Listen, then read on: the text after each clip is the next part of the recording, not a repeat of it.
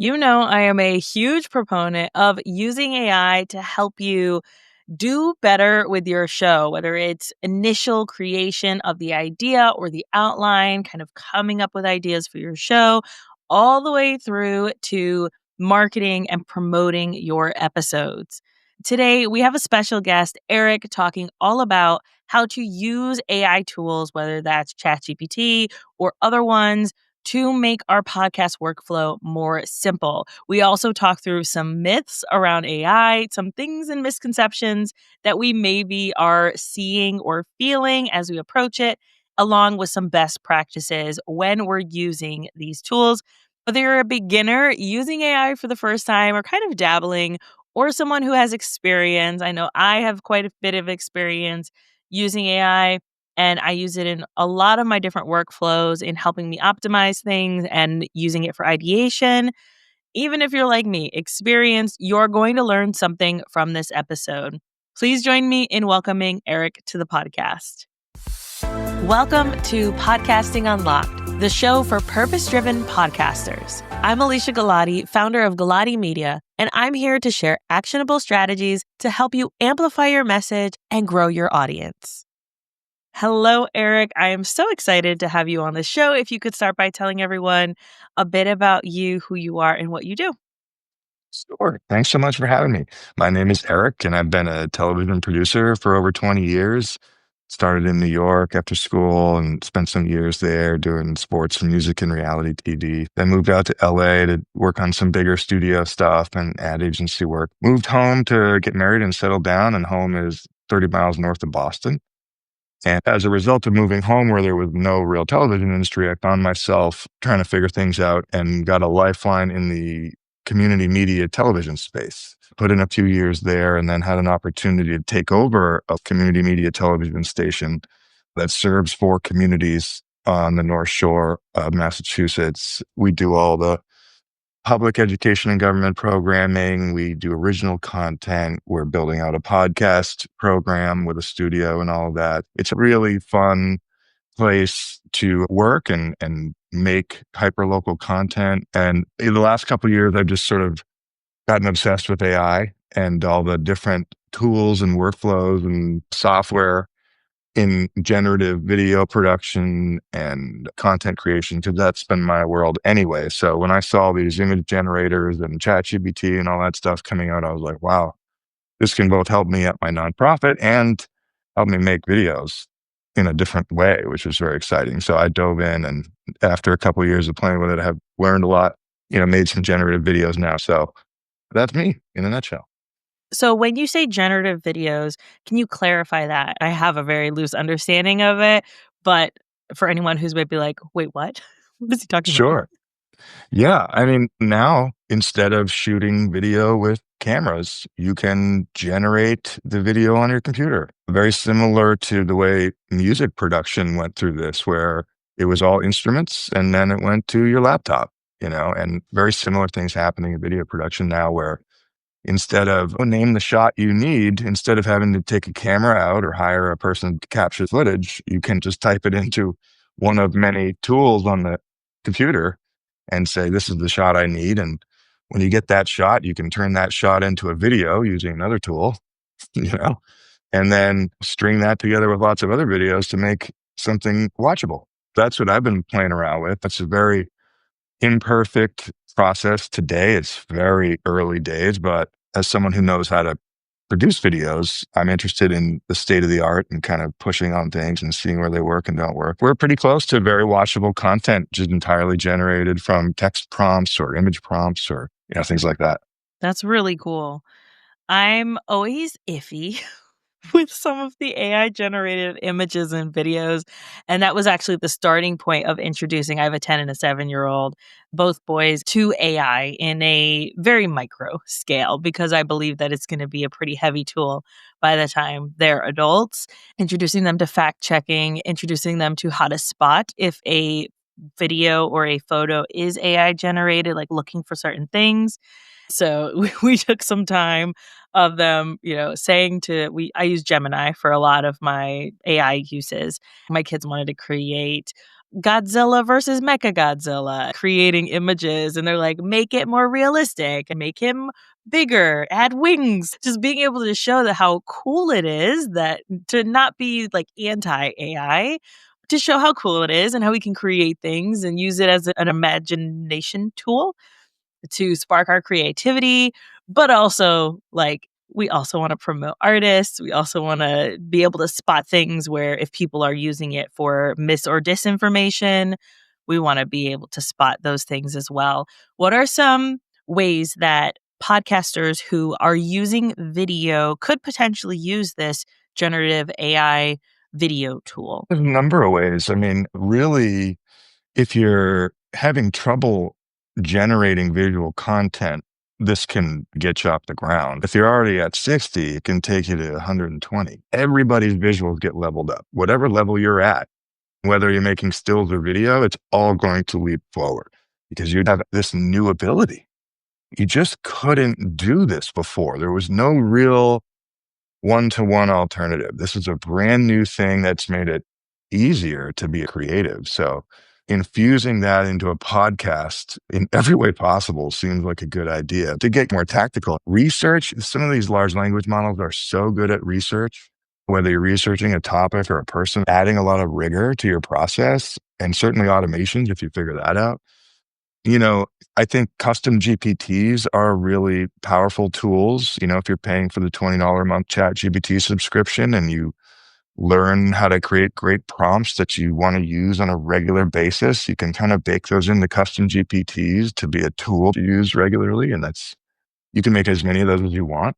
I've made a couple hundred to serve my business needs. A lot of other cool things like with video, we'll put interview transcriptions into an LLM now and ask for a paper edit. So like it might be like, I'm making a 30-second commercial and I need sound bites. I need a emotional opener, the who, what, when, where, why, and an emotional closer. I need the time codes for all of those. And it'll do a pretty good job of giving you not only those sound bites, but the sentiment you asked for, but the time codes that match. And even if it's not 100% of what you ultimately produce, it might be 80, and that's wild. Like you used to have to spend the first day going through those transcripts to highlight what you wanted to use. All along the production workflow, different AI tools can act as scaffolding, fill in knowledge gaps, and level up all the process. Yeah, I could not agree more. I use AI as a baseline. I have an idea. I'm not really sure how to articulate it, or I'm not really sure what I want to do with this. Shoot some ideas at me. I like to Yeah. call it my unpaid intern of just someone I can bounce ideas off of so I don't have to start with a blank page. And then I can build off of that. And usually I'm like, nope, don't like that. No, let's reword it this way. And that doesn't sound like me at all. Let's rework this and let me write it in a way that sounds like me. Then being able to create it based off the outline that I've co-created with AI, then adding it into back in once I'm done, putting that transcript and then saying, all right, let's go ahead and repurpose it. Now I want you to create a LinkedIn article for it. I want you to create a blog post for it. I want you to create social captions. Usually I'll do 3 versions for each platform. That way I have some ideas to pick from. And it's not just like, oh, I only have this one option. No, I've got options that I can pick from that are going to either be really good or some might be bad, right? And then you just kind of rework it or say, that's not really what I was looking for. Let's change this. How many words is that actually? Because I want the blog post to be about 1,000 words. I love using it. I can't give you the price because I don't remember what the actual price is. I have a tool that I sell. It's less than $20 and it's 80 plus AI prompts specifically for podcasters from the initial idea of the show all the way through to marketing. So I'm a huge proponent of this. I think that it makes it a lot easier, especially for people who maybe can't afford services like yours or mine, like actually go in and take the time to edit it. We're also seeing some increases in the editing software. So I'm curious what you're seeing on the video side, because I know some things that we're seeing on the audio side as well. Yeah, it's been fascinating. I've never seen so much change so quickly, and it's been an industry of change since I've been in it. It's just one change after another, but the pace is certainly escalated. There's a lot of new entrants. It used to be like, I'm going to use Adobe Premiere to edit videos for the rest of my career. Like, why would I change? But now I'm like, Descript, CapCut. There's some interesting stuff that's coming out. I think it starts to become a lot more project specific, which tools you use, as opposed to I'm going to use this tool every time.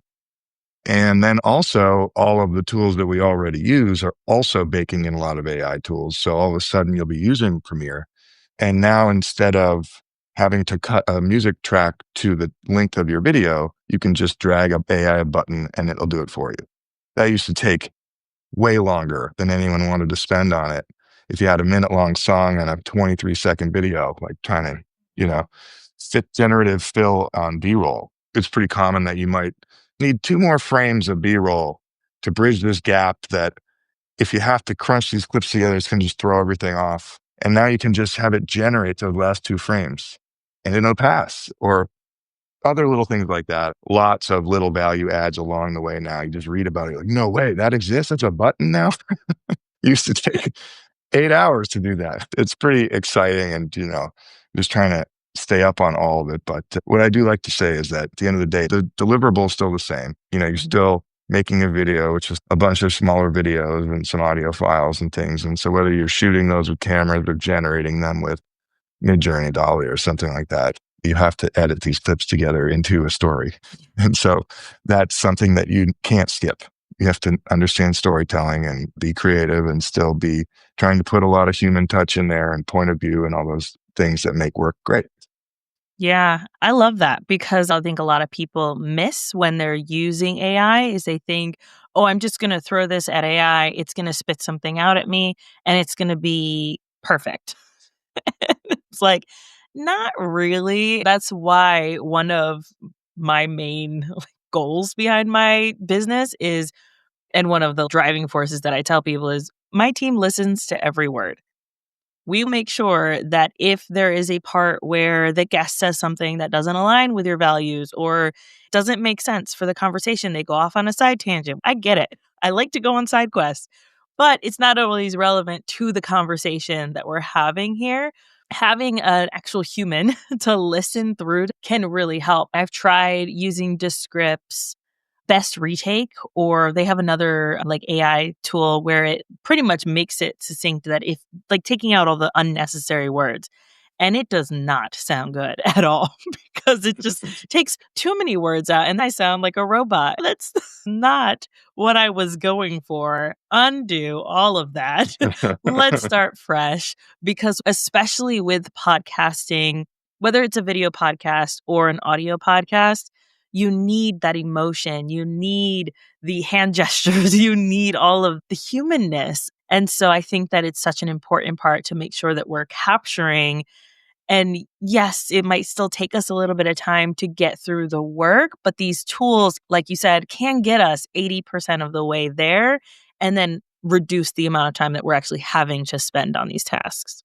Yeah, you don't get instant, but you get way faster. And if way faster was the original goal, you'd be so happy. You'd be like, I'm going so much faster, but you have this expectation of automatic. But you got to let go of that and think a little more semi-automatic and use the tools to automate parts, but get in there and be the person, Yeah. walk around the information at every step, quality check it at every step, add your insights at every step. What are some things that people are, I mean, we mentioned one here, like you expect the AI to be the end all be all. What are some other things that people are maybe expecting from their AI tools that really just is not something that these AI tools can do at this point? Well, I think I'd probably just dig into that a little bit more. I think people have this expectation that it's very done for you. A lot of these tools coming out claim that, whether you're making a video or a podcast, I would caution people away from that. It's very tempting to reach for these solutions that seem like AI is just going to go do it. We're moving into agents, right? And that's the whole premise, is that they're going to go do it for you. But I think that there's a huge middle ground where the real work happens, you know, between what people have been doing up to a couple years ago and what the expectation is. And it's very much like, trench warfare. You're just in there punching and kicking these tools and trying to get them to work for you with mistakes. It's ugly work. A video will take 4,000 image generations to get a 2-minute piece. when you use like 60 or the 4,000. That's where we're at. So Yeah. that's the work right now. And that's, in my opinion, the fun part. But just don't get in there with that expectation. Get in there that it's going to be a lot of work, but it's the new way of working. And it's still way faster than the old way of working, even though it's painful right now. I think we had someone, Atiba D'Souza, I want to say is his name. We'll make sure we link back to that episode in the show notes where he was talking about the future of AI. Now, this was almost a year ago. So, even thinking about how AI has shifted since, he said something that really stuck with me. He said, what's going to set people apart a year from now, 2 years from now, 3 years from now is the people who are using AI in a smart way, right? They're not just using it to say, I want to be an expert in this, pretend that I am, write this content for me. These false people are going to be found out pretty quickly because they're not using it strategically. Instead, it being a tool for a 12-year-old kid who wants to learn more about a topic, who then can go to these AI tools, sift through the information, make critical thoughts about these things, and then use that information to be smarter, to work faster. And so I really love that approach of it's not the end all be all, and that we have to use it in very strategic ways.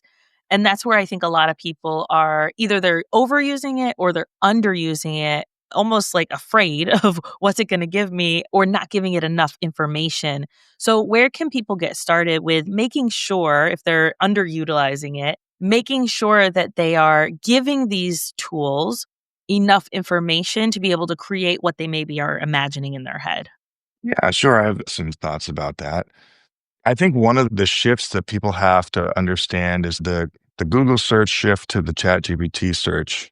A Google search was like you go there and you type in the bar as little information as possible to get the quickest answer possible. How do I bake a chicken? 25 recipes. You know, and now I recommend 1 to 3 paragraphs of information as a starting input for pick your favorite LLM. Chat GPT is a great one. You want to give it all the context you would give to someone you're explaining your issue to for the first time, because it's a conversational thing and it does better with all that information. Oftentimes I'll think, oh my God, it's going to take me forever to give all this context and everything. And then I'll just use the voice button on my phone and just speak it all in, and I'll look at it and it'll be like 2 paragraphs. Like, that was lazy thinking that was going to take a long time, and now ChatGPT has that to run with. That kind of leads into my other advice, which is to really try to stay in what you are interested in, whether it's subject matter expertise or a passion about something. When you start to pair AI with that area of yours, that's when magic really starts to happen. If you're really into basketball, talk to AI about that. Or if you have a work challenge, like what's on your mind right now? Just bring ChatGPT what's on your mind, and just explain it. And if in 20 minutes you haven't had a valuable exchange. Giving it that initial information, I like how you put it that like you're explaining it to someone for the first time. One thing I always like to add at the end is there anything else you need to know to help me with this? And I think that helps set me and the tool up for success because it'll come back and say, hey, I actually need these 5 things from you in order to give you the best answer possible. Once you give me that, we'll go ahead and get started. And I think that interaction helps me to see, oh, I totally blanked on that. I didn't even realize that that was something that this tool would need. Is there anything else? You mentioned that tool you guys are producing or creating that's specific for podcasters. What can we expect from that?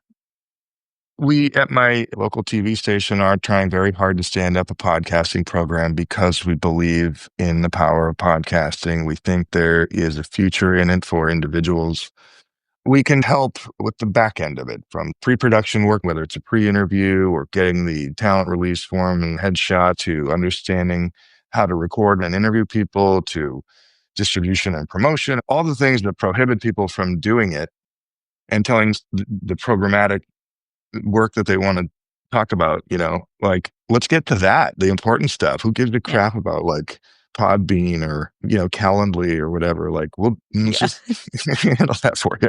And Yeah. also, I just think that there's a lot of power in being a connector of people and a lot of value in dialogue. I think it's a great thing. And I think that ChatGPT, if you use it as a strategic partner, will give you a much better chance of success with any endeavor, but certainly a podcast. Treat it like a strategy partner and you'll have a better success rate. I think it's like a genius partner. How could it not work? Yes, exactly. And I like what you said initially, where you have different chats for different things. For me, I'll have one that's specifically for planning out podcast content. So that's all we do in that chat. I use Gemini. I don't use ChatGPT. So that's just my preference. And then there's one that's for promotion. So, hey, I want to make sure that I'm promoting this episode strategically. Let's get ideas going from there. I have another one that's about strategic podcast growth. So, not just the marketing, but really expanding the show.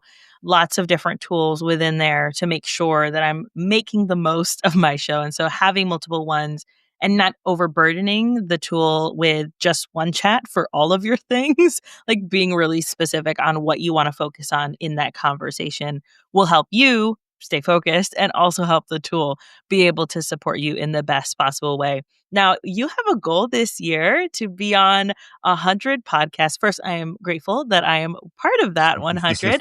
So thank you.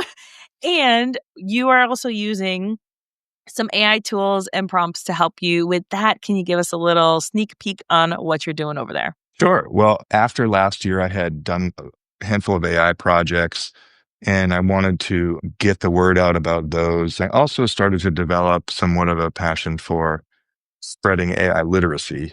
For those combined reasons, I was like, I should try to get on more podcasts. How would I do that? And of course, I took that problem to ChatGPT and it was like, have you heard about Podmatch? And I was like, what the heck is that? Nice. Turns out there's a platform that helps pair hosts and guests. And I'm like, okay, this is cool. Let's try this out. And you know, then you can start to do things like scrape a person's profile and put it into ChatGPT and be like, what would this person and I talk about?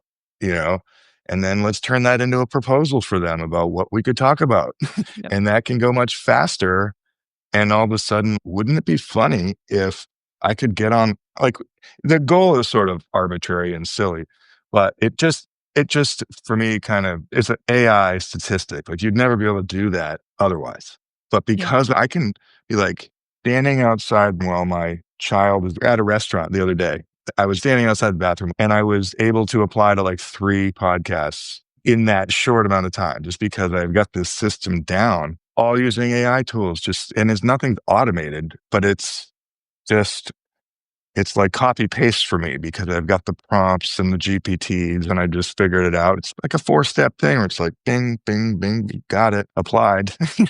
Yes. That's powerful when you can take advantage of more opportunities. It's like constantly scanning for more opportunities that you can, whether it's apply to a grant or apply to teach a class or apply to a program. There's a lot you're not doing because you don't have the bandwidth or you don't know they exist. So maybe it's first search for these things. Second, fill them out for me. Like, that's a big deal. More opportunity, more applications, things like that. So Yeah. that's something I think I'm on my way to the goal. I think I might make it. Nice. That's awesome. Well, thank you so much, Eric. This has been so much fun learning more about these AI tools, especially for video. I don't really dabble in AI for video at all. So, thank you for sharing all of that. Excited to see what you guys create for podcasters in your community. If you could just tell everyone where they can find you, get to know you, hang out with you. Thank you. Absolutely. You can check us out at 1623studios.org. And my AI portfolio is at cgacreative.com. Awesome. And we'll make sure we have links for both of those in the show notes. I am an affiliate for Podmatch and highly recommend it. Absolutely love it. Been with them for quite a few years now. So you can go to galatimedia.com/podmatch to join, and that will get me a little affiliate kickback. Eric, thank you so much. This has been so much fun. Thank you. My pleasure.